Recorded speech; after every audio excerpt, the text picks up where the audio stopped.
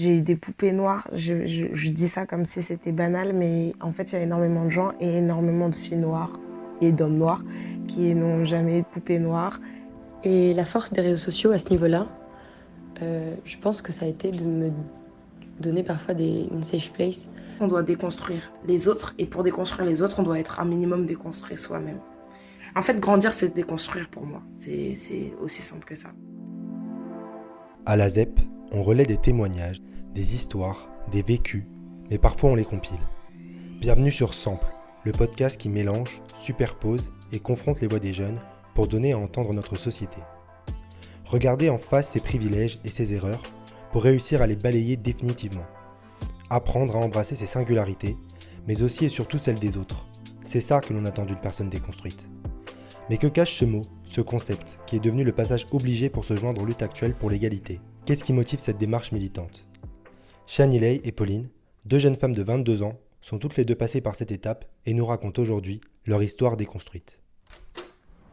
Je pense que c'est en partant de chez mes parents pour faire mes études supérieures que j'ai commencé vraiment à découvrir puis à m'intéresser au féminisme. Ma déconstruction, elle s'est accélérée par le fait que j'arrive sur Paris, après avoir vécu toute mon enfance et mon adolescence dans une ville de province, dans le nord de la France. Avant ça, pour moi, le féminisme, c'était vraiment un mot péjoratif, c'était presque une insulte. Ça représentait pour moi une femme qui était un peu hystérique. Donc j'avais beaucoup de mal à me revendiquer comme telle, mais je disais que j'étais pour l'égalité des genres. Puis petit à petit, je me suis de plus en plus renseignée.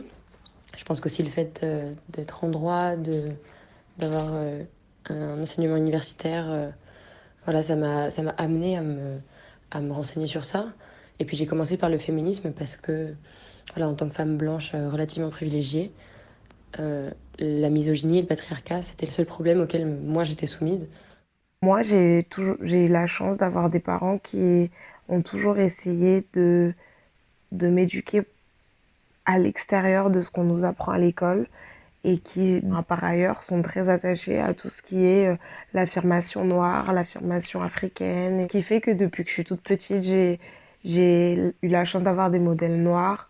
J'ai eu des poupées noires. Je dis ça comme si c'était banal, mais j'ai eu énormément de représentations. Ce qui fait une énorme différence, je l'ai remarqué après, parce que les Barbies, c'est le critère de beauté quand on est petite.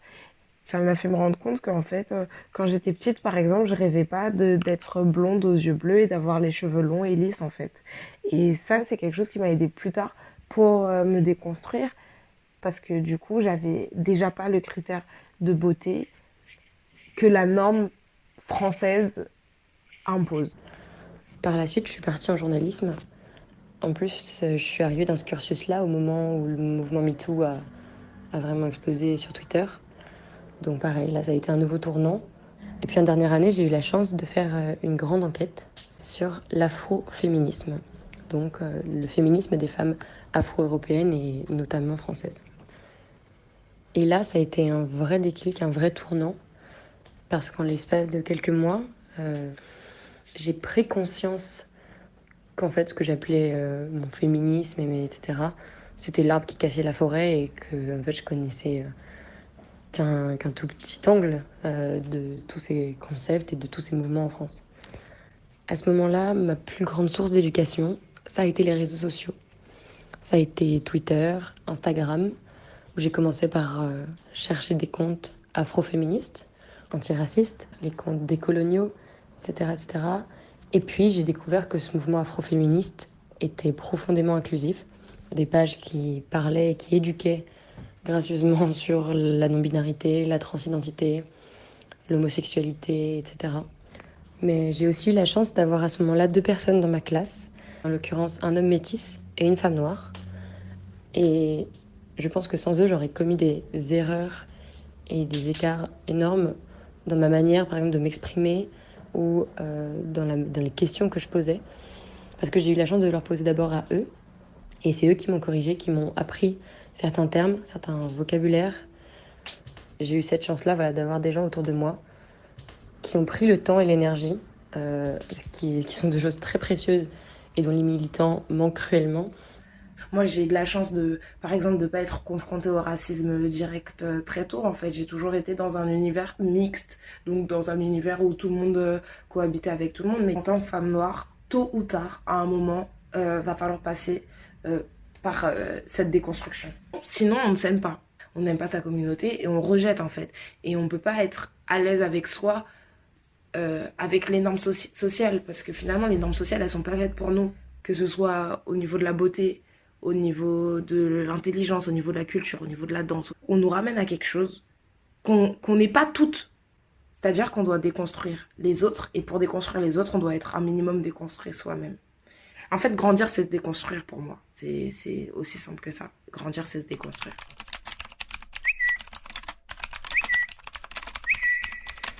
Lorsque l'on parle généralement des réseaux sociaux, il est rare d'entendre parler du militantisme sur ces plateformes. Tous les jours, des milliers de personnes se partagent des informations et du savoir afin d'être toujours plus woke, sous-entendu éveillés, déconstruits. Twitter ou Instagram deviennent alors des safe spaces, un endroit où chacun peut évoluer sans être exposé aux discriminations ou au harcèlement. Moi, j'ai eu la chance de me déconstruire tôt, mais il y a aussi quelque chose qui rend la déconstruction obligatoire, c'est les réseaux sociaux en fait, parce que maintenant, il y a tout. Il y a vraiment tout et n'importe quoi, bien sûr, mais du coup, on est dans un monde où il n'y a plus un seul modèle, une seule ligne éditoriale pour l'information. Avec des réseaux comme Twitter, on n'est même pas obligé de suivre des pages pour être informé sur des choses. La première arme de la lutte, c'est la connaissance. Et il n'y a personne qui peut dire je ne connais pas autant des réseaux sociaux en fait. Ou si on ne connaît pas, c'est qu'on ne veut pas connaître.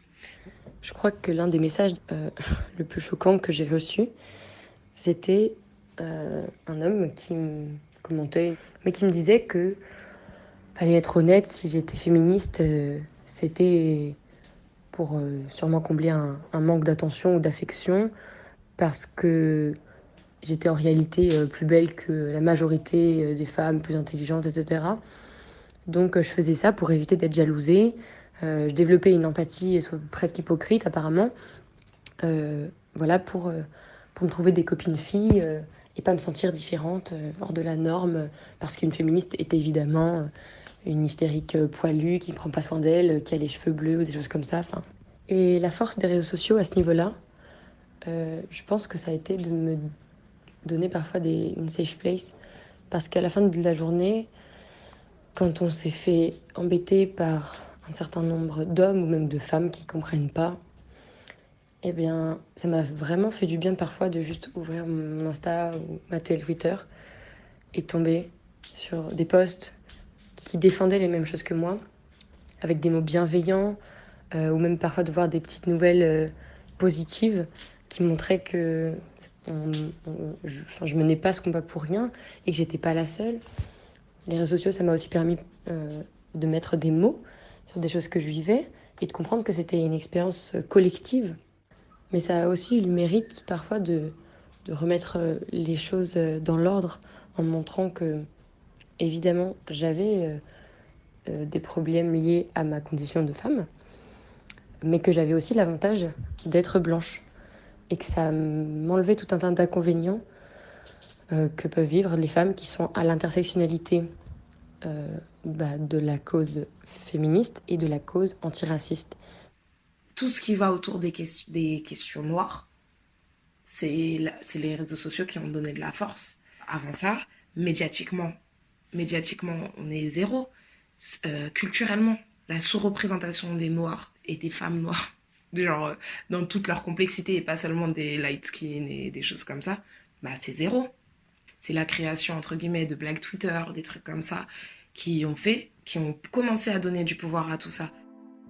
Ça nous paraît tellement évident quand on s'éduque, enfin moi c'est ce qui s'est passé pour moi en tous les cas, que j'arrivais plus à comprendre pourquoi mon entourage proche ou un peu moins proche ne concevait pas les choses comme ça, ou qu'après que je leur ai expliqué, ne commence pas à avoir la même prise de conscience que moi. Comment réagir aux questionnements et remarques désobligeantes de son entourage non déconstruit ? Peut-on même rester ami ou en couple avec eux ? Des relations nouvelles entre confrontation et rupture.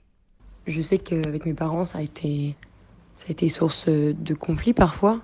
Avec ma grand-mère, ça a été tout bonnement impossible. Parce que voilà, Il y a eu simplement, par exemple, cette étape de voilà, je fais une enquête sur l'afroféminisme et c'est le féminisme des femmes afro-européennes.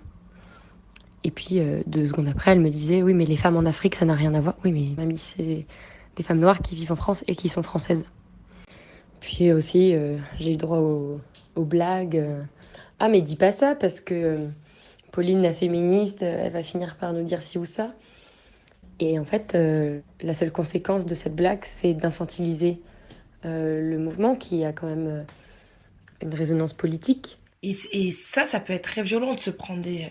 Ah, mais de toute façon, c'est Chani qui parle, enfin, que ce soit le féminisme, l'afroféminisme, les violences policières, enfin voilà, j'ai des hypersensibilités dessus, mais ça veut pas dire que je suis trop woke ou que, voilà, j'ai moins mon mot à dire. C'est pour ça que moi, je pense que c'est vraiment nécessaire de se créer un safe space. C'est ça le point principal, je pense, c'est qu'on peut pas être déconstruit et marcher avec des gens qui ne sont pas déconstruits. En tout cas, je sais qu'en ce qui me concerne, c'est quelque chose que je peux plus faire. Tout ça, je pense qu'aujourd'hui, ça m'amène à être un peu plus attentive lors de nouvelles rencontres, que ce soit au niveau amical ou amoureux. J'ai plus envie de m'imposer cette fatigue-là. J'ai envie de pouvoir juste profiter de moments et d'expériences sans toujours à devoir éduquer la personne, ou alors simplement j'ai pas envie de devoir prouver quelque chose à quelqu'un.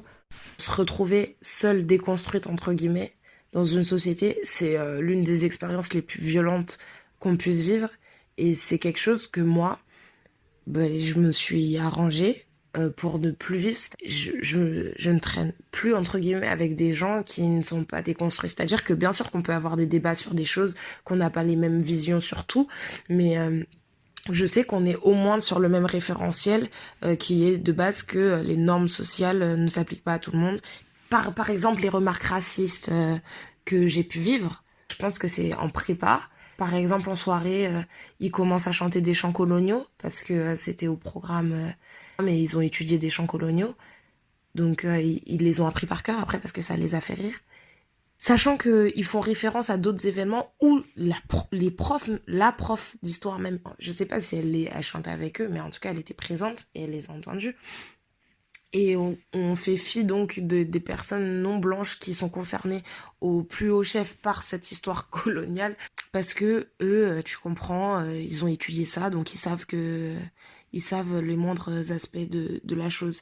Et en fait, quand tu te retrouves dans cette situation, et quand après on te reproche de ne pas rire, on te dit mais c'est une blague, ça va, on rigole. En fait, t'as juste plus les mots, quoi. Là, c'est même plus, enfin, c'est fort quand même. Il y a l'exemple aussi je suis sortie avec un gars dans cette prépa. Celui qui me vient en tête, c'est les 3-4 fois où il a fait une blague, la même blague, en disant je sors avec toi pour les quotas. Sachant que dès la première fois, j'ai pas rigolé. Encore, à la limite, ce serait passé s'il l'avait fait qu'à moi. Mais à chaque fois, c'était en société. Et à chaque fois, les rires autour de moi m'ont fait dire mais ça me fait pas rire, moi. Et je suis la principale concernée. Et qui fait que, du coup, instinctivement, maintenant, avec l'instinct de survie, je me suis entourée que de gens qui j'espère en tout cas, qui ne sont pas capables de me mettre dans ce genre de situation et de me faire ressentir cette solitude dans la déconstruction. Les notions de communautarisme et même de séparatisme font débat. Mais ne serait-ce pas qu'un mécanisme de défense, un moyen de se protéger de toute attaque discriminante? Merci à Chanilei et Pauline pour leur éclairage. Moi c'est Sofiane et vous avez écouté Sample, le podcast qui mixe la parole des jeunes pour une meilleure écoute de notre époque.